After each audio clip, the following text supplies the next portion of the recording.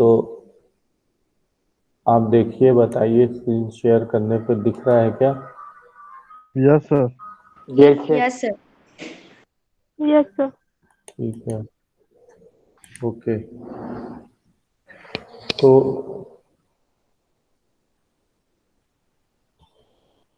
ये Jacobi method हमने जब पढ़ाया था उस दिन, तो आप लोग को बहुत जल्दी से मैं कहाँ तक पढ़ाया था मुझे ऐसा याद आ रहा है।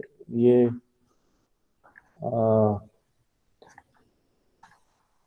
कहाँ तक पढ़ाए थे? कैन समबडी टेल मी कहाँ तक हम पढ़ाए थे?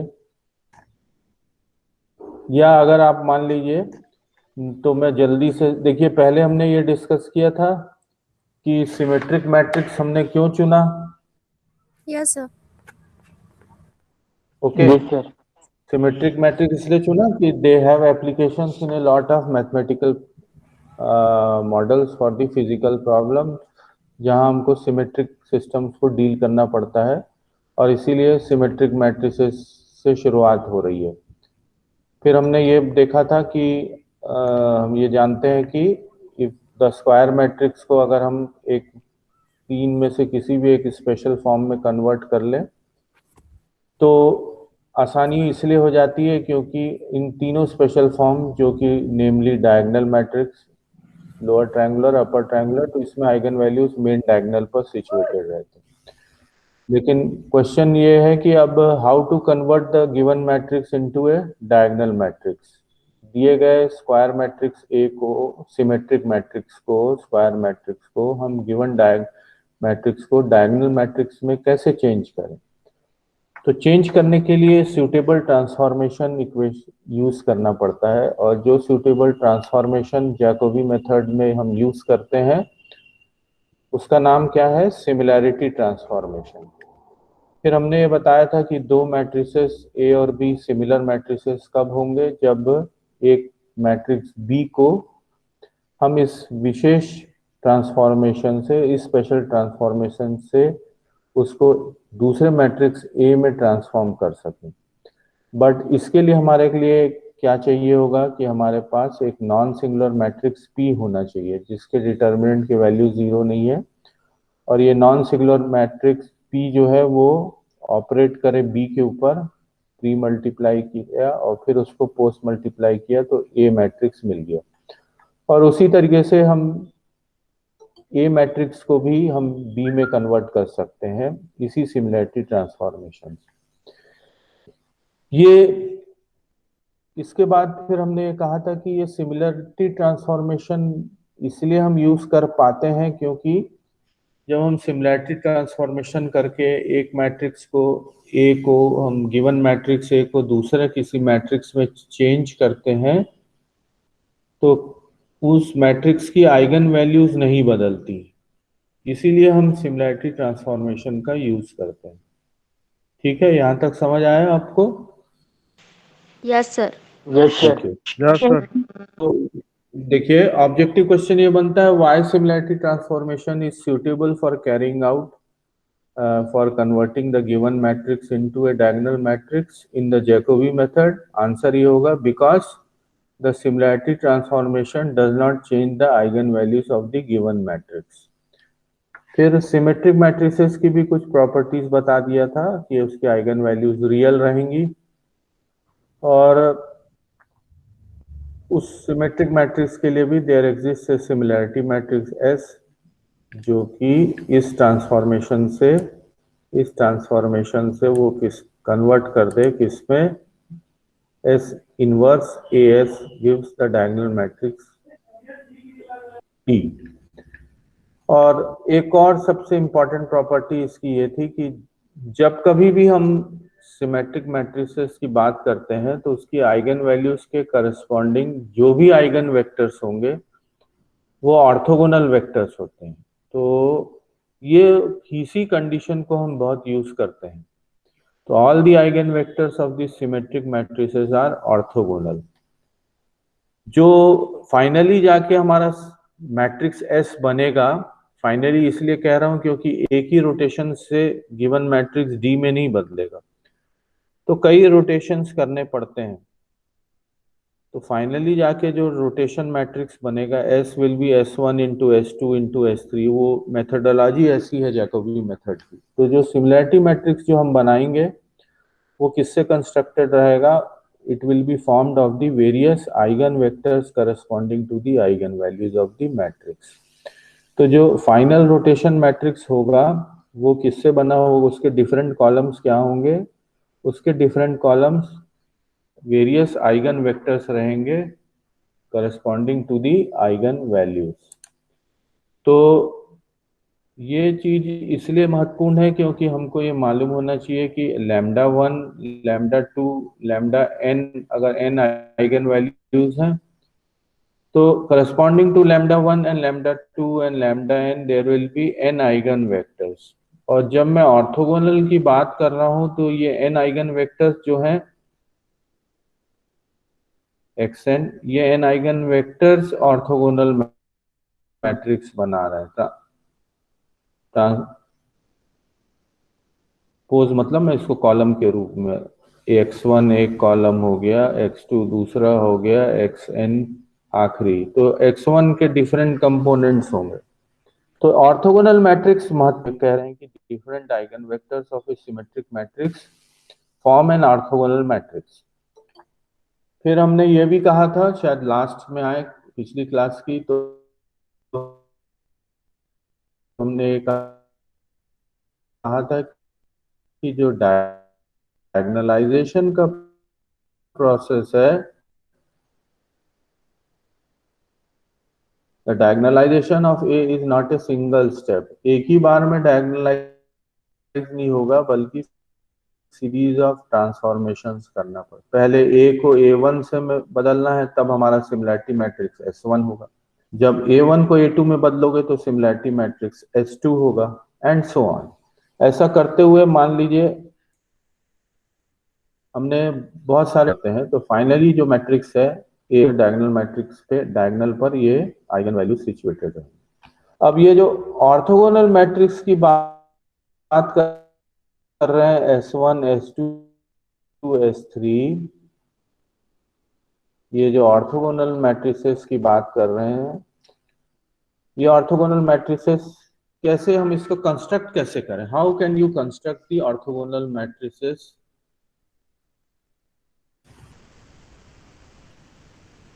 तो इसको ये कहता है कि ये कोई ये मैट्रिक्स का 2 डायमेंशन में मैं कुछ देख रहा था, आपको cos theta minus sine theta, sine theta cos theta, इस प्रकार के ट्रांसफॉर्मेशन मैट्रिक्स की बात कर रहे थे कि ना?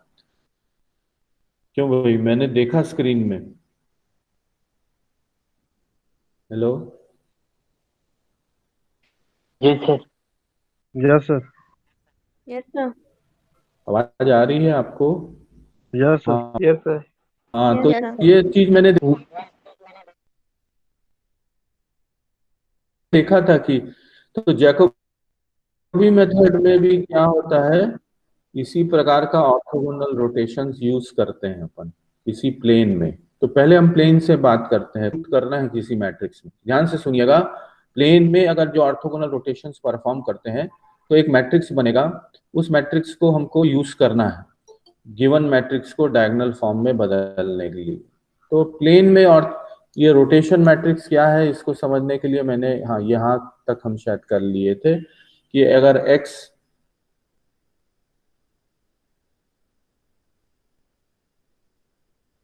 ओल्ड कोऑर्डिनेट सिस्टम है, x and y is the old coordinate system, ये ओल्ड कोऑर्डिनेट सिस्टम है।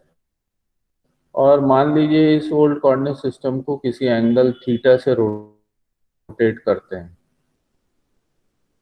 With respect to the z axis. z axis ये यहाँ पड़ी हुई है परपेंडिकुलर टू दी स्क्रीन, ठीक है? तो इसके with respect to the z axis हम perpendicular around the z axis हम x एक्सिस को रोटेट करके नए पोजीशन में लाते हैं। तो x dash and y dash is the new set of coordinate system. और उसमें कोई पॉइंट P है, अगर मान लीजिए जिसके कोऑर्डिनेट्स इस दोनों कोऑर्डिनेट सिस्टम में एक्स वाई और एक्स डैश वाई डैश में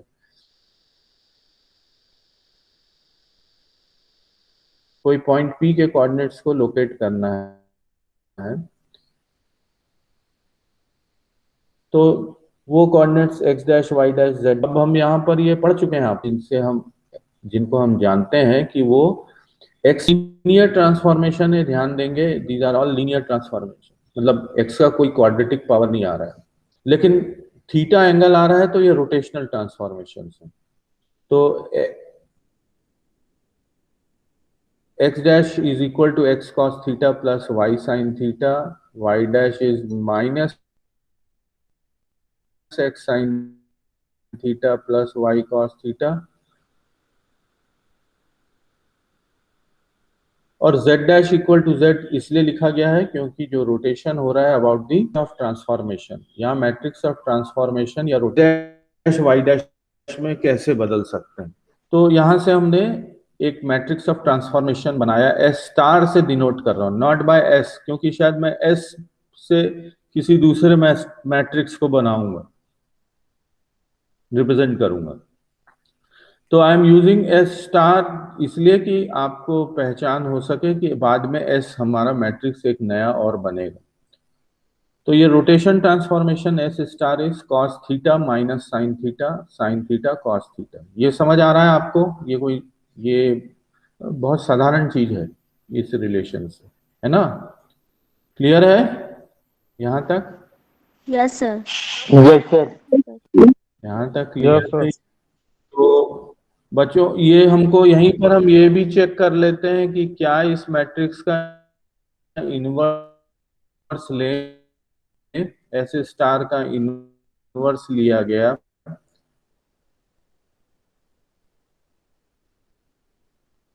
और देखा गया कि ये क्या बनता है, cos theta sin theta minus sin theta cos theta, which is same as the transpose of S star.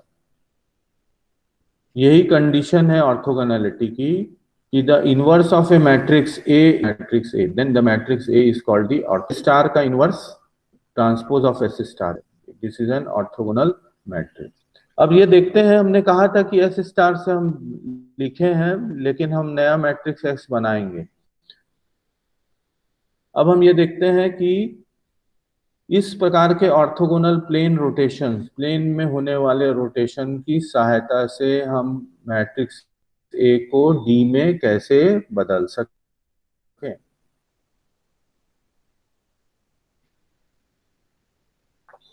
तो पहला काम यह है कि ए मैट्रिक्स को चुन लें जो ऑर्डर है n इंटू एन। ये मैट्रिक्स सिमेट्रिक मैट्रिक्स है तो ए आई जे इज इक्वल टू ए जे आई। अब दूसरा स्टेप यह है कि जितने भी ऑफ डायगोनल एलिमेंट्स हैं, मतलब ये अगर मान लीजिए मैट्रिक्स है,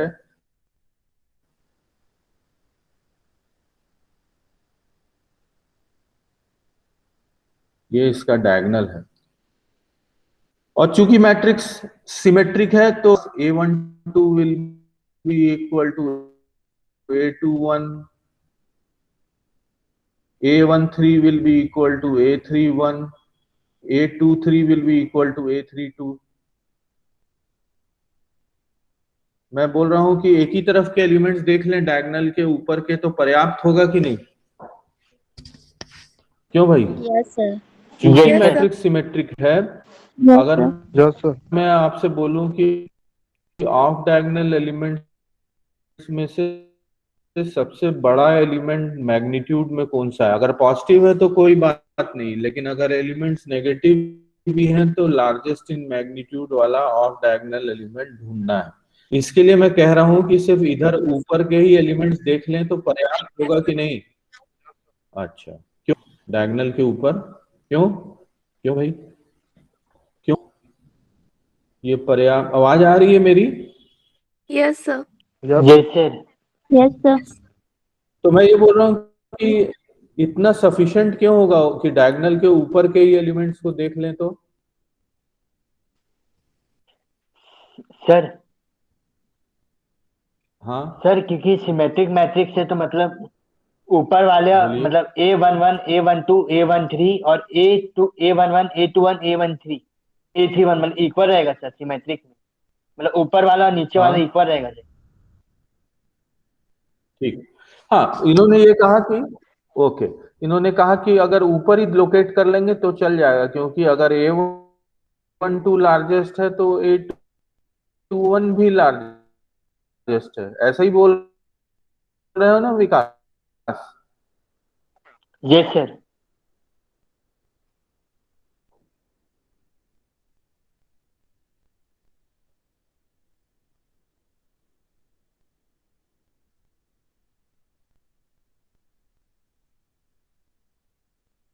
ठीक है, चलो। तो अगर AIK कोई एलिमेंट है जो लार्जेस्ट है मैग्नीट्यूड के, जो है वो लार्जेस्ट एलिमेंट है, भी जो होगा वो कैसा होगा? लार्जेस्ट होगा कि नहीं मैग्नीट्यूड में? होगा। होगा। बढ़ू आगे, बढ़े Yes, आगे। sir. Yes, sir. Yes, sir.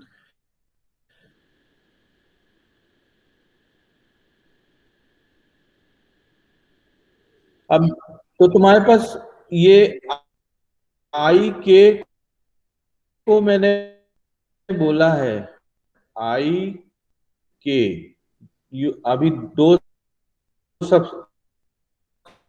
Subscript कौन से यूज किए हैं? IK।